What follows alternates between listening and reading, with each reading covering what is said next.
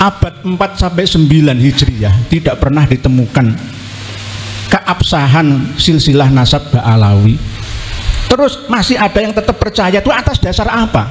Atas dasar kitab-kitab nasab mutaakhir? Yang pastinya kita kembali ke awal, mutaqaddim, kitab nasab yang lebih primer dan sekunder mendekati primer, kan?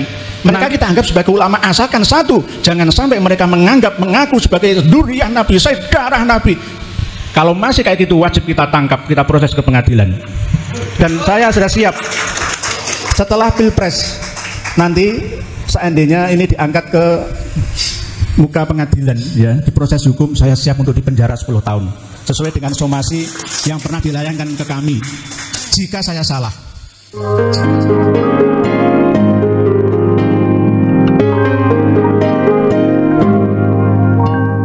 Bismillahirrahmanirrahim. Alhamdulillahi rabbil alamin, wa bihi nasta'inu ala umuri dunya wad-din, wassalatu wassalamu ala ashrafil anbiya'i wal mursalin, sayyidina Muhammad wa ala alihi wa sahbihi ajma'in, amma ba'd. Kiai Nur Ihya dalam video yang beredar menyatakan, siap untuk dipenjara selama 10 tahun, jika terbukti dia salah dalam kajiannya yang menyatakan bahwa Ba'alawi bukan keturunan Nabi. Bak Gayung bersambut, Rumail pun menanggapi tantangan Kiai Nur Ihya bahwa dia siap untuk melayani taruhan Kiai Ihya. Kiai Imad mengurai 15 macam bukti ilmiah, bahwa genealogi Ba'alawi adalah batal, tertolak, dan tentu saja tidak sahih sebagai keturunan Rasul. Ternyata tidak ada argumen yang baru di sini. Ada pula yang bersedia dipenjara 10 tahun, jika terbukti keliru dalam membatalkan genealogi Ba'alawi. Bahkan, untuk meyakinan orang-orang, dia yakin tidak ada kitab sebelum abad ke-9 yang mengisbat. Orang ini sambil mengaku telah menemukan manuskrip, kayaknya hasil googling, saya jamin itu, kitab berjudul Fath al-Rahim al-Rahman yang mengatakan bahwa makam Ahmad al-Abah an-Nafat di Yaman itu palsu. So many bets and 10 another person rises. Mari kita layani taruhan mereka yuk. Selamat pagi, selamat bekerja guys. Urip ora mung bahas nasab. Opo maneh nasabe wong liya. Kita tunggu saja hasilnya bagaimana nanti. Dan kalau memang terbukti Kiai Ihya salah, jangan berkilah seperti Kiai Imad, tesisnya harus dibantah oleh Rabithah Alawiyah. Itu namanya pengecut. Mulai dari malam hari ini, bahkan malam-malam yang lalu, ya, untuk yang akan datang, hari malam terus berganti. Semoga umat Islam yang ada di Indonesia ini semakin sadar, menyadari akan pola tipu daya kaum Ba'alawi. Siapa kaum Ba'alawi itu? Kaum yang mengaku sebagai dzurriyyah Nabi, darah Nabi, ahli bait Nabi. Tetapi tidak ada data yang benar-benar bisa diakui oleh nasabah mutaqaddimin dan nasabah mutaakhirin yang berakal sehat sampai saat ini. Di antaranya adalah beliau Kiai Haji Imaduddin Utsman Al-Bantani. Saya secara pribadi tidak mendukung beliau, tetapi mendukung penelitian dan keilmuan sekaligus kebenaran yang beliau sampaikan. Jadi objektif saya berada di tengah. Tetapi karena beliau adalah orang yang benar, Gus Fuad orang yang benar, Gus Fakih orang yang benar, Said Mudakori orang yang sangat benar, Bagus Mogi orang yang benar, bahkan Prof. Dr. Manakim Ali orang yang sangat-sangat benar, dan saya wajib mendukungnya. Tidak hanya saya, seluruh umat Islam Indonesia, bahkan tidak hanya umat Islam, tetapi umat non-Muslim pun wajib untuk mendukung kebenaran ini. Jika kita bersatu untuk menyampaikan kebenaran, maka kebatilan akan mundur. Tetapi kalau kita diam, maka kebatilan akan maju, kita yang mundur. Kebatilan yang diulang-ulang, dipropagandakan secara terus-menerus masif, maka akan dianggap sebagai sebuah kebenaran. Contohnya apa? Selama ini 90% umat Islam Indonesia, khusus yang warga Nahdliyin, masih terbuai dengan mimpi-mimpi, dikasih harapan palsu oleh para Habib Ba'alawi. Ini buktinya. Oleh sebab itu, kami menghimbau kepada saudara-saudara kami semua secara masif juga nanti untuk kita door to door ke pondok-pondok pesantren untuk menyadarkan tokoh-tokoh agama dan tokoh-tokoh masyarakat dan pejabat yang ada di Indonesia ini Bukan untuk membenci, mengusir Ba'alawi, tidak. Menyadarkan, kembalikan ajaran murni Islam yang sebenarnya, rahmatan lil alamin, bukan rahmatan lil Ba'alawiyin, bukan. Karena apa? Islam di Indonesia ini sudah dimanipulasi, dimonopoli oleh mereka. Mohon maaf, ini agak keras ini, tapi rada santun loh ya. Keras tapi santun. Hadis sudah dirubah. Artinya bahkan mengambil hadis yang maudhu, bukan do'if. Quran saja tafsirnya bisa dimanipulasi. Apalagi kitab-kitab sejenis kitab nasab. Sudah disampaikan oleh beliau Kiai Haji Maduddin Usman, dan saya juga menyampaikan, sejak abad 4 sampai 9 Hijriah tidak pernah ditemukan keabsahan silsilah nasab Ba'alawi. Terus masih ada yang tetap percaya. Itu atas dasar apa? Atas dasar kitab-kitab nasab mutaakhir? Yang pastinya kita kembali ke awal, mutaqaddim, kitab nasab yang lebih primer dan sekunder mendekati primer. Nanti pasti kita akan dituduh, wah itu semi Wahabi, semi Syi'i, pasti begitu. Pasti kita akan dipojokkan, disudutkan. Oh itu mengikuti Syekh Abu Bakr At-Turbani, Sayyid Audah. Mana kitab yang berhaluan Ahlus Sunnah wal Jamaah yang membatalkan nasab Ba'alawi? Ada, banyak. Kita sudah buka-buka website dan sekarang sudah terbuka jaringannya di seluruh dunia.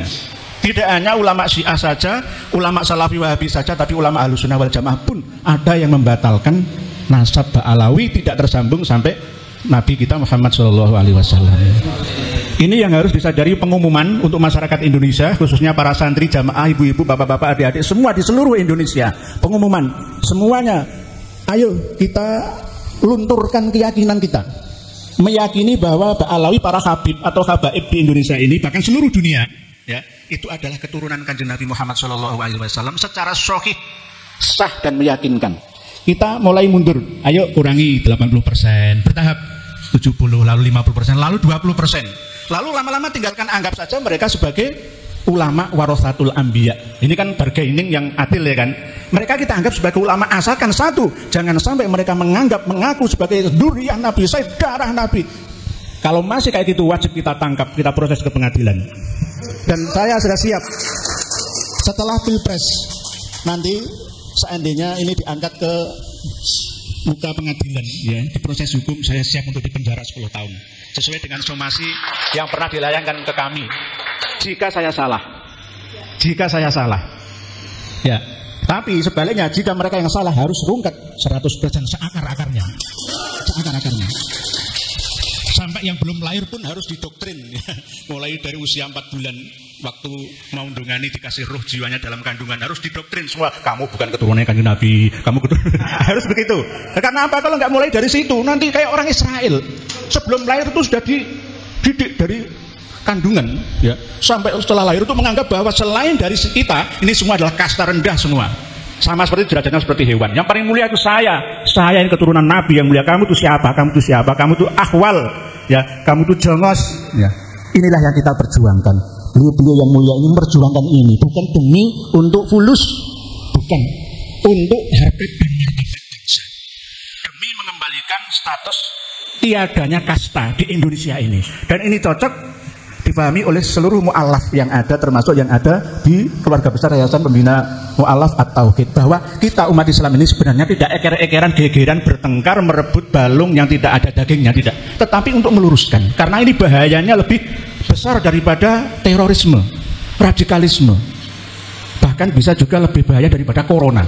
Kalau corona cuma 3 tahun, 4 tahun selesai, ini bisa sampai 100, 200, 300 tahun yang akan datang jika tidak kita tekat mulai dari sekarang. Harus ini penyakit yang sangat-sangat ganas, menular, parah akibatnya, diderita oleh umat yang ada di Nusantara ini.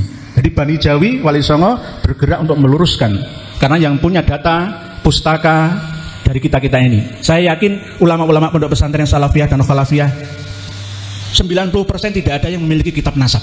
Saya yakin itu. Saya yakin. Nanti kalau ada yang kepingin beli, pengumuman ke Pak Yai Zabidi dari Bangkalan Madura. Nah, setong, ya. Monggo. Tetapi saya yakin sekelas Gus Najih, sekelas Buya Yahya, ya, sekelas Gus Idrus Romli hanya memiliki kitab nasab abad-abad 9, 10, 11, 12, mentok 14, 15 sekarang ini.